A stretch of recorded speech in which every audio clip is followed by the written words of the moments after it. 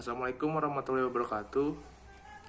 Baiklah Ibu dan teman-teman, perkenalkan, nama saya Ridwan Khalil Gibran, nomor BP 1610533 042. Di sini saya akan mempresentasikan makalah saya dengan judul pengaruh corporate governance terhadap kompensasi eksekutif. Baiklah, di sini ada bagian-bagian penulisannya. Di bab satunya ada pendahuluan, yaitu latar belakang dan rumusan masalah. Bab 2-nya pembahasan. Di dalam pembahasan ini, yang pertama adalah definisi kompensasi eksekutif. Yang kedua, tujuan diterapkannya kompensasi eksekutif. Yang ketiga, bentuk kompensasi eksekutif. Yang keempat adalah perhitungan kompensasi eksekutif. Yang kelima adalah pengertian corporate governance. Yang keenam adalah manfaat corporate governance. Yang ketujuh adalah prinsip corporate governance.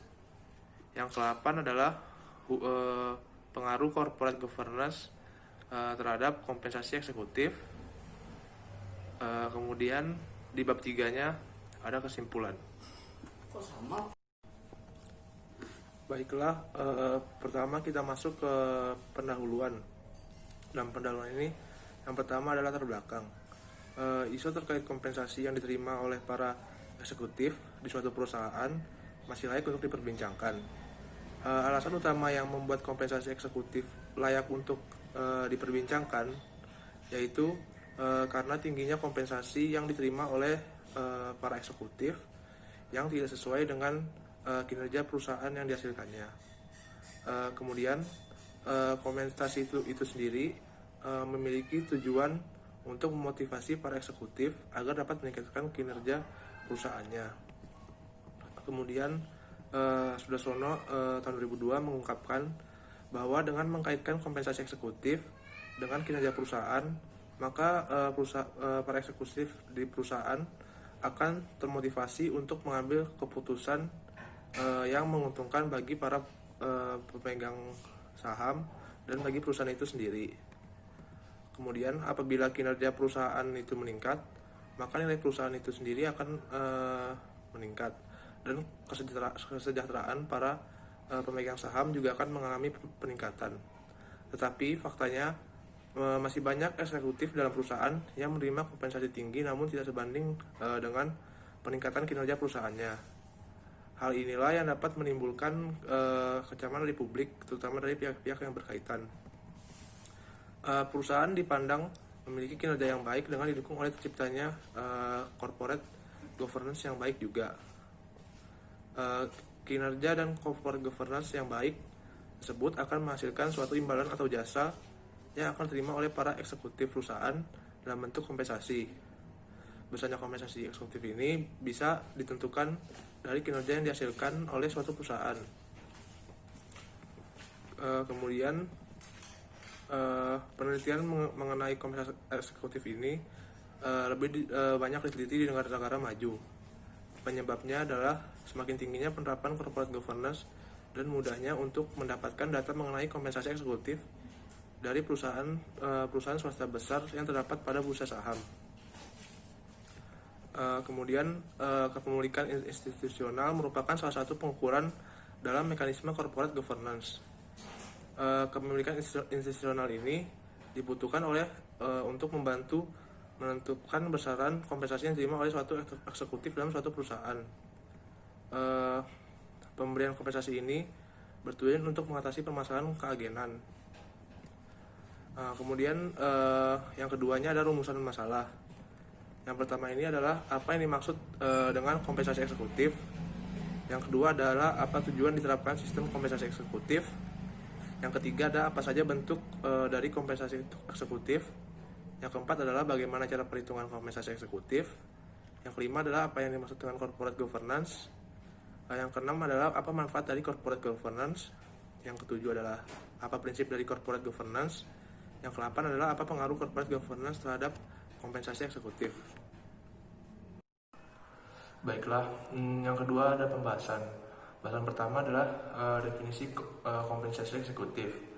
Kompensasi eksekutif adalah kompensasi yang ditujukan untuk dewan direksi tersebut sebagai bentuk kompensasi eksekutif.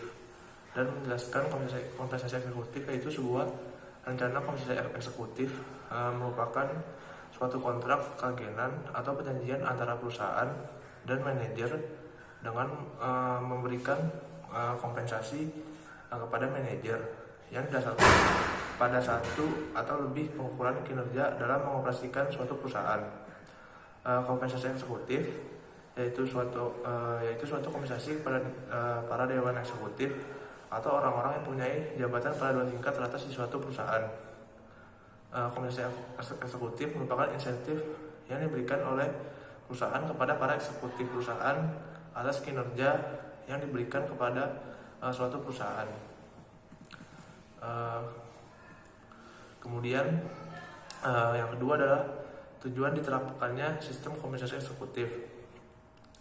Di sini ada 2 tujuannya, yaitu pertama untuk memastikan bahwa paket total kompensasi para eksekutif adalah kompetitif dibandingkan dengan suatu paket kompensasi di perusahaan lainnya yang mungkin menggunakan jasa mereka. Yang kedua adalah menghubungkan keseluruhan kinerja dari suatu perusahaan selama periode waktu tertentu dengan kompensasi yang dibayarkan kepada para eksekutif perusahaan. Kemudian yang ketiga adalah bentuk kompensasi eksekutif. Terdapat 4 bentuk kompensasi bagi para eksekutif. Antara lain adalah gaji pokok, bonus tahunan. Bonus tahunan ini biasanya dipengaruhi dengan kinerja keuangan perusahaan. Yang ketiga adalah opsi saham atau stock option. Yang keempat adalah insentif jangka panjang dalam berbagai bentuk, baik stock plans maupun bonus.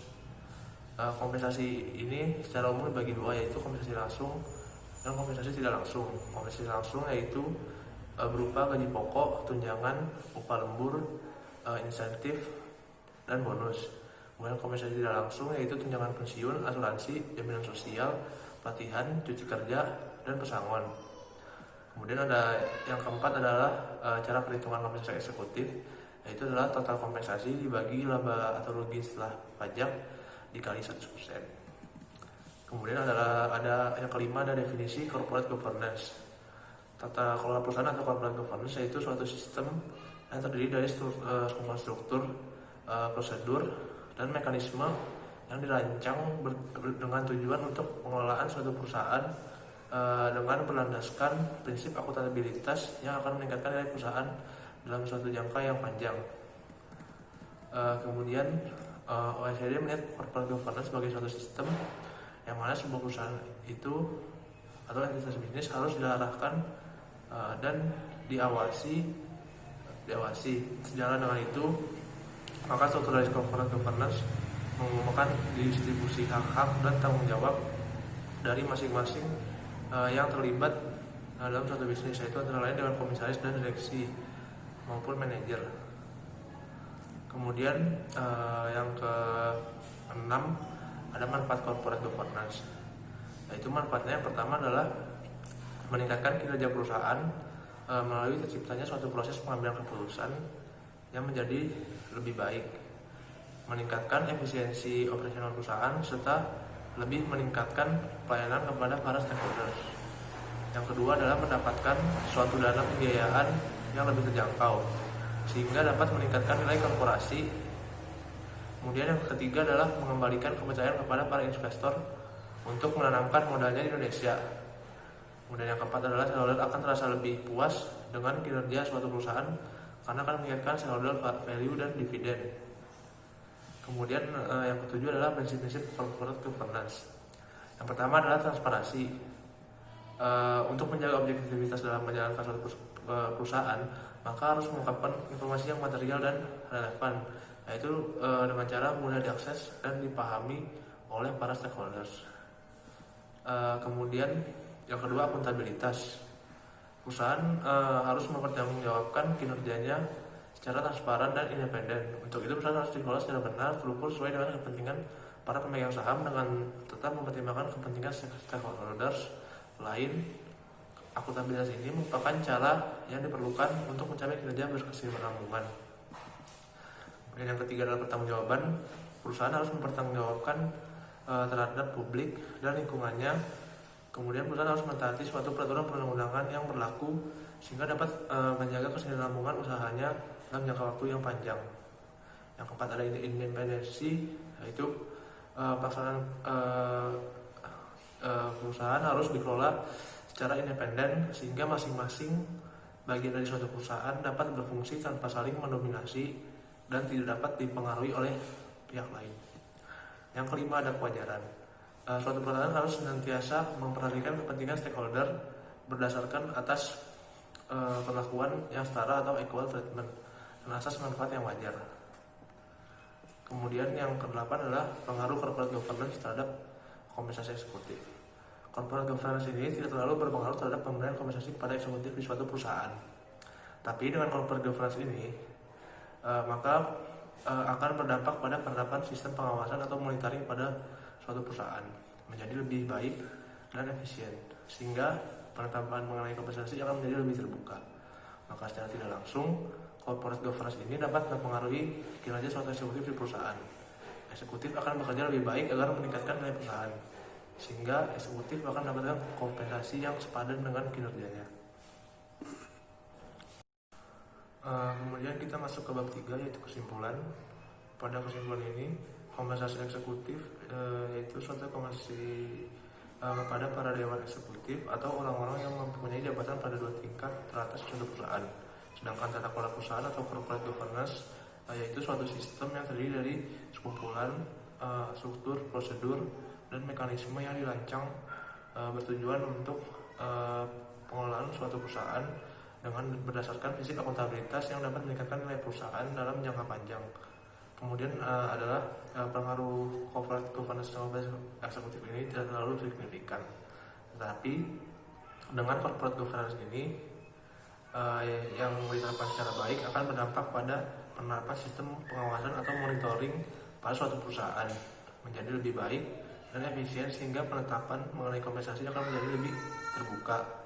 Maka secara tidak langsung corporate governance dapat mempengaruhi kinerja suatu eksekutif di perusahaan. Eksekutif akan bekerja lebih baik agar dapat meningkatkan nilai suatu perusahaannya, sehingga eksekutif akan mendapatkan kompensasi yang sepadan dengan kinerjanya. Baiklah, sekian presentasi dari saya.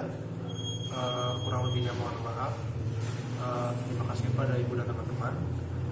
Assalamualaikum warahmatullahi wabarakatuh.